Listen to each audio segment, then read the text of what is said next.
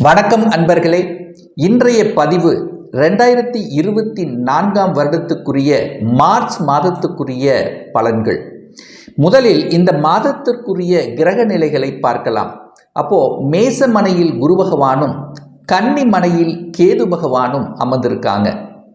இந்த மாதத்தினுடைய தொடக்கத்தில் சந்திர பகவான் துலாம் மனையிலும், செவ்வாய் பகவான் சுக்கிர பகவான் மகர மனையிலும், சூரியன் புதன் சனி இந்த 3 கிரகங்கள் கும்பமனையிலும், மீனமனையில் ராகு பகவானும் இருக்கிறார்கள்.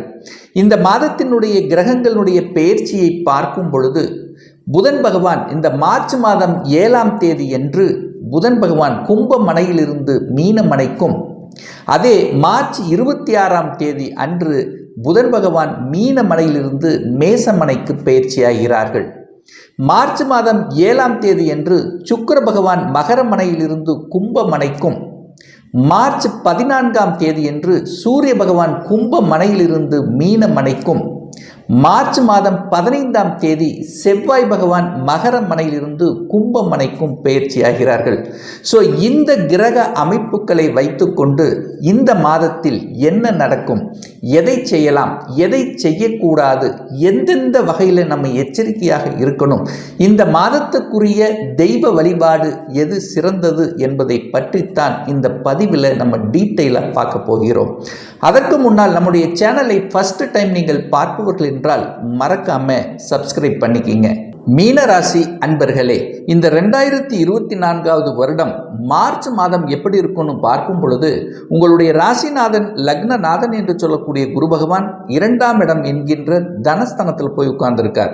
அப்போ உங்களுடைய எண்ணங்கள், செயல்கள், சிந்தனைகள் எல்லாமே தனத்தை எப்படி பெருக்குவது, குடும்பம் சார்ந்த விஷயத்தில் இருந்து வந்த பிரச்சனைகளை தீர்ப்பது, அல்லது குடும்பத்தில் ஒரு உறுப்பினரை இணைத்துக் கொள்வது, இந்த மாதிரியான சிந்தனை ஓட்டங்கள் தான் அதிகமாக இருக்கும்.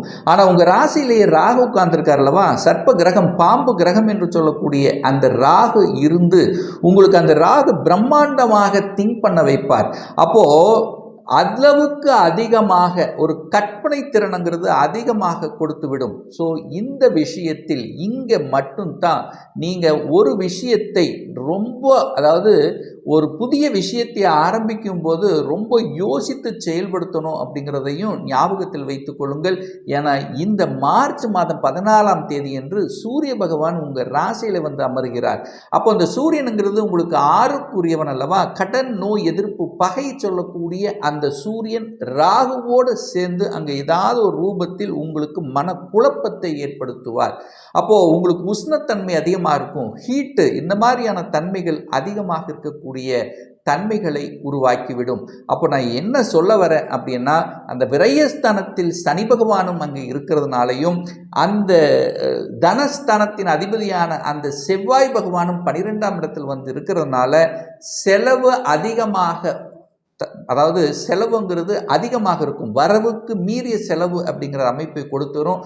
அப்போ நீங்கள் என்ன பண்ணணும் அப்படின்னா, அந்த செலவுகளை கட்டுப்படுத்தணும், அல்லது சுப விஷயங்களை செய்து கொள்வது உங்களுக்கு சிறப்பு அப்படிங்கிறத சொல்கிறேன்.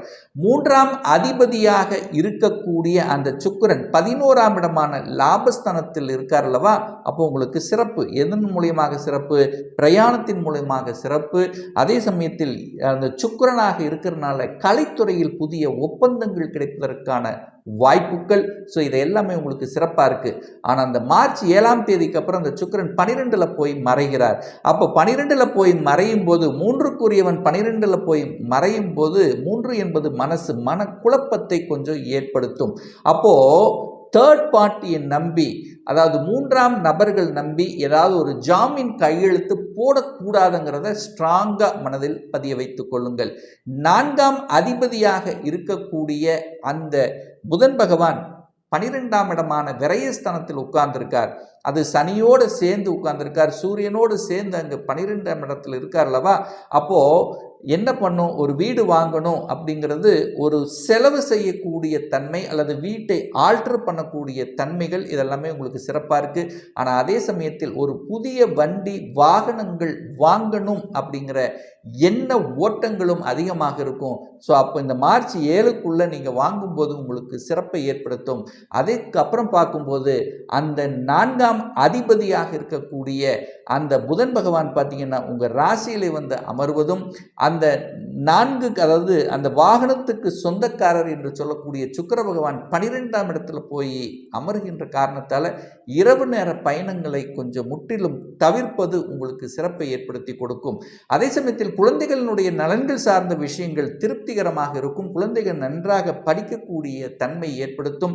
இதுதான் படிக்கணும் அப்படிங்கிற எண்ண ஓட்டங்கள், அந்த வலிமை அதிகமாக இருக்கக்கூடிய தன்மை. சூரியன் அப்படிங்கிற அந்த சிம்ம மனையை அந்த சூரியன் பார்க்கறதுனால ஒரு சிலர் வந்து பார்த்தீங்கன்னா, நான் அரசு எக்ஸாம் எழுதி அந்த அரசாங்க வேலைக்குத்தான் செல்லணும் அப்படிங்கிற மன உறுதிப்பாட்டு எடுக்கக்கூடிய ஒரு நல்ல காலகட்டமாக உங்களுக்கு அமைகிறது அப்படின்னு சொல்கிறேன். ஏன்னா 6ஆம் இடத்தை இந்த சூரிய பகவான் வலுப்படுத்துகிறார். அதற்கப்புறம் பார்த்தீங்கன்னா அந்த சூரியன் வந்து உங்களுடைய ராசியிலே வந்து அமர இருக்கிறார். அப்போது தகப்பனுடைய உடல்நலம் சார்ந்த விஷயத்தில் இப்போ கொஞ்சம் கவனமாக இந்த மார்ச் 14ஆம் தேதி வரை கொஞ்சம் கவனமாக இருப்பது உங்களுக்கு சிறப்பை ஏற்படுத்தி கொடுக்கும். ஏன்னா சின்ன சின்ன உடல்நல தொந்தரவுகள் ஒரு செலவு வைக்கக்கூடிய தன்மையை ஏற்படுத்திவிடும். ஆனால் அதே சமயத்தில் கடன் சார்ந்த விஷயத்தில் ரொம்ப கவனமாக இருக்கணும். அதாவது இதுக்கு அப்புறம் பார்த்தீங்கன்னா இனி ஒரு 1.5 வருடங்களுக்கு அப்புறம் பார்த்தீங்கன்னா உங்களுக்கு ஜென்ம சனி வருகின்ற காரணத்தால் இப்போது அதை செய்யலாம் இதை செய்யலாம் அப்படின்னு சொல்லி பணத்தை ஏதாவது ஒரு இடத்துல போட்டு லாக் ஆகக்கூடிய சந்தர்ப்பங்களை உருவாக்கும். ஸோ அதுக்குள்ளே போகாமல் பார்த்து கொள்வதும் உங்களுக்கு சிறப்பை ஏற்படுத்தி கொடுக்கும். எதிரி தொல்லைகள் உங்களுக்கு தெரியாமே உங்களுக்கு எதிரிகள் முளைத்து கொண்டு இருப்பார்கள் அங்கங்கே. ஸோ அந்த விஷயத்திலும் நீங்கள் கொஞ்சம் கவனமாக இருக்கணும். கேது 7ஆம் இடத்தில் உட்கார்ந்திருக்கார். அந்த சர்ப்ப கிரகம் 7ஆம் இடத்தில் அமர்ந்து இருக்கின்ற காரணத்தாலும் அதே சமயத்தில் பார்த்தீங்கன்னா அந்த 7ஆம் அதிபதி என்று சொல்லக்கூடிய அந்த புதன் பகவானுடைய பார்வை அந்த 7ஆம் இடத்துக்கு பதிகின்ற காரணத்தால் திடீரென்று திருமண வாய்ப்புகளும் ஒரு சிலருக்கு ஏற்படுத்திவிடும். என சுப கிரகம் உங்களுடைய ராசிதிபதியான குரு பகவானும் அந்த குடும்பஸ்தானத்தில் இருக்கிறதுனால குடும்பத்தில் ஒரு உறுப்பினரை இணைத்து கொள்ளக்கூடிய நிகழ்வுகளும் சந்தர்ப்பங்களும் உங்களுக்கு ஏற்படுத்தி கொடுக்கும்.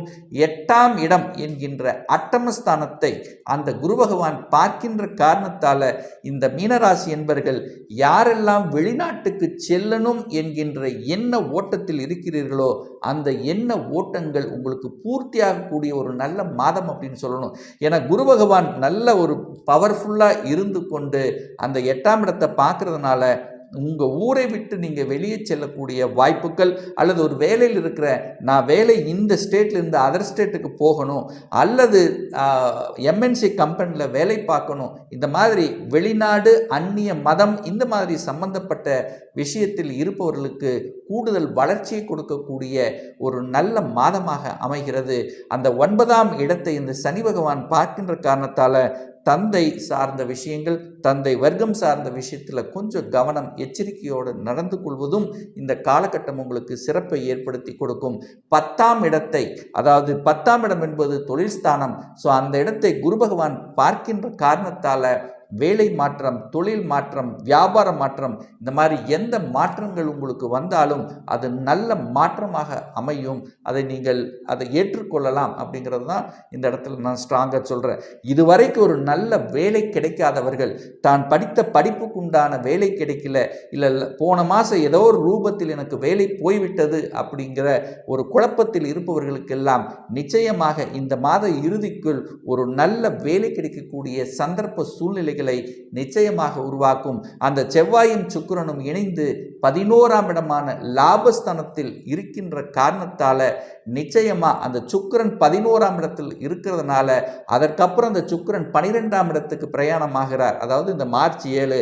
அப்ப 8ஆம் அதிபதி 12ஆம் இடத்தில் வந்து அமரும் போது கெட்டவன் கெட்டிடில் கிட்டிடும் ராஜயோகம் என்கின்ற அடிப்படையில் எதையெல்லாம் தடங்கள் ஏற்படுத்தி எதையெல்லாம் செய்ய முடியாமல் தவித்துக் கொண்டிருந்தீர்களோ அது எல்லாம் எடுத்து செயல்படக்கூடிய தன்மை, திடீர் தனவரவு, திடீர் லாபங்கள் அல்லது திடீர் பிரயாணங்கள் ஏற்படக்கூடிய தன்மை, அதே சமயத்தில் ரொம்ப நாளாக லாக் பண்ணிட்டு இருந்த ஒரு பணம், ஏதாவது கேட்டு பார்த்து சலித்து அது விட்ட பணம் உங்களுக்கு திடீர் என்று உங்கள் கைக்கு கிடைக்கக்கூடிய சந்தர்ப்பங்கள், அல்லது ஒரு ஷேர் மார்க்கெட்டில் திடீர் லாபத்தை கொடுக்கக்கூடிய தன்மைகள், அல்லது இன்சூரன்ஸ் சார்ந்த வகையிலும் உங்களுக்கு பணம் கிடைக்கக்கூடிய தன்மைகள். ஸோ இந்த மாதிரியான திடீர் அதிர்ஷ்டம் கொடுக்கக்கூடிய தன்மைகளும் உங்களுக்கு இந்த மாதம் உங்களுக்கு சிறப்பாக இருக்கிறது அப்படிங்கிறதையும் நாம் சொல்லலாம்.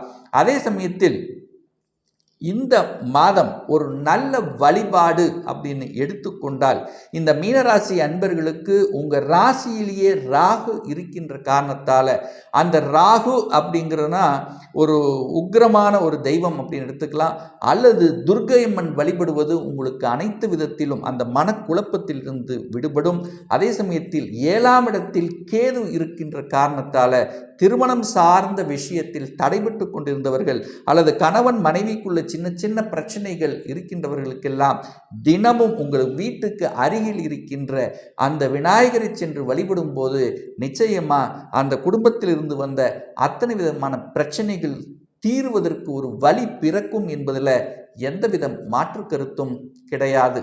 இப்போ நான் சொன்னது கோச்சார ரீதியான இந்த மாதத்துக்குரிய ஒரு பொதுவான பலன்கள் தான். இந்த ராசி நட்சத்திரத்தில் பார்த்தீங்கன்னா பல கோடிக்கணக்கான பேர் இருப்பாங்க, ஆனால் எல்லாருக்கும் ஒரே மாதிரி பலன் அப்படின்னா இல்லை. ஏன்னா ஒவ்வொருத்தரும் டிஃப்ரெண்ட், ஒவ்வொருடைய ஜாதக அமைப்புகளும் வேறுபடும், தசா புத்திகளும் வேறுபடும், அதற்கு தகுந்த மாதிரி பலன்களும் வேறுபடும். இந்த கோச்சார பலனை தொடர்ச்சியாக ஒரு 3 மாதங்கள் நீங்கள் பாருங்கள். இதில் சரியாக உங்களுக்கு பலன் பொருந்தி வரல அப்படின்னா உங்கள் ஜாதகத்தில் 6ஆம் அதிபதி தசானுடைய புத்தியோ, 8ஆம் அதிபதியினுடைய தசா புத்தியோ, அல்லது 12ஆம் அதிபதியினுடைய தசா புத்தியோ உங்களுக்கு நடக்கும். அல்லது தசாநாதனுக்கும் புத்திநாதனுக்கும் 6, 8 அஷ்டசஷ்டாங்கமாக இருக்கக்கூடிய அமைப்பு தான்.